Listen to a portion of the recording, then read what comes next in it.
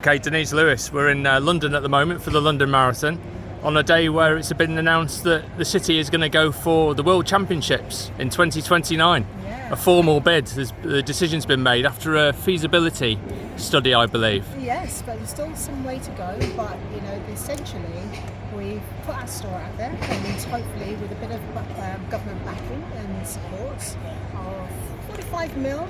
I know it sounds like a lot, but it's been proven that we are great hosts. We've done the 2012 Olympics, World Championships in 2017. It just feels right, it makes sense. And for 45 mil, as I said, the amount of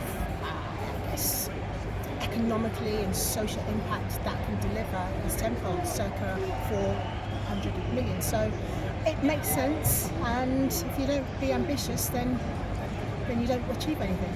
I don't want to tempt fate, but I think Britain has a very good recent history in actually bidding for major events. We seem to do quite well in them. We know what to do, and we have, I think, people who are giving out the championships, they know that if it comes to Britain, we'll do a pretty good job with all of our volunteers and officials and everyone. Oh gosh, we have proven track record, which goes for a lot in this day and age, where can we actually deliver on budget and on time? Yes, we can. And the personnel involved, you know about the athletic ventures and bringing the best three organisations that run athletics in this country together to deliver that. So it makes financial sense, and economically it's very challenging at the moment for everyone. But if we can deliver this, I think it will have a massive impact for the generations to come. You've witnessed, what London felt like, what it was like. 2017 World Championships was hugely successful, and it's about taking the learnings from there in the environment that we're in to make it more sound and start to relieve the pressure of the public purse and think smarter and use private funding to make this a reality.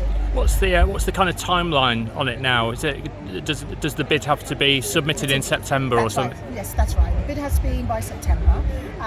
So more important people than I are having those important conversations about funding, about how we start to craft what that bid is going to look like. But it really does help having that knowledge base at the heart of the bid. People that you and I have known and know how to put on big events. Yeah. As you can see, London is thriving. It just makes sense, and it feels good.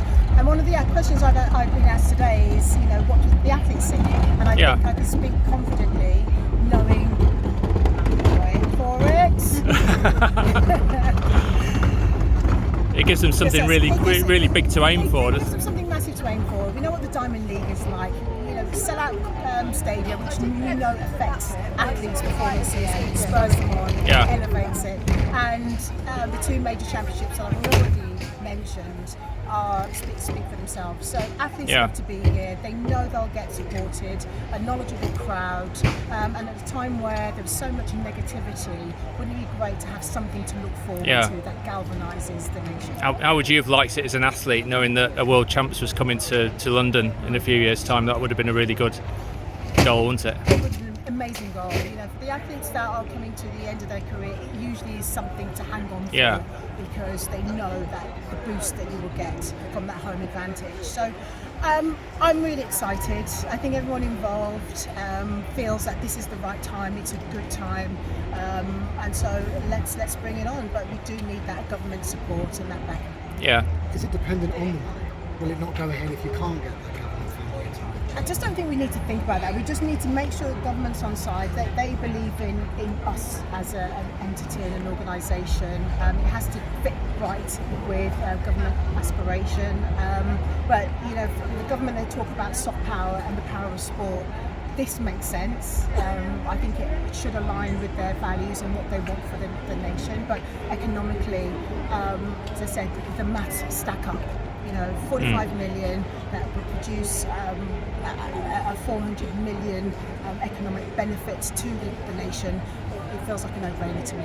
Is this at DCMS level now? Has this gone to number 10 at the moment? Where It's still in the infancy, but those conversations have been had behind the scenes. And the feasibility study, what came out of that? I mean, obviously I the have size. not been privy to that just yet, but I know the people that I work with and people from London Marathon, all the names that you will have known for that joint venture are having these conversations, and we just need stars to align and a lot of hard work which we know will go into it, and let's hope it goes well. I suppose with Stratford you've got the crowd size.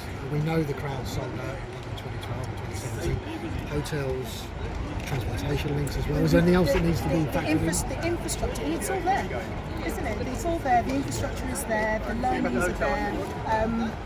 I can't see what wouldn't stack up from my point of view, but obviously I'm biased.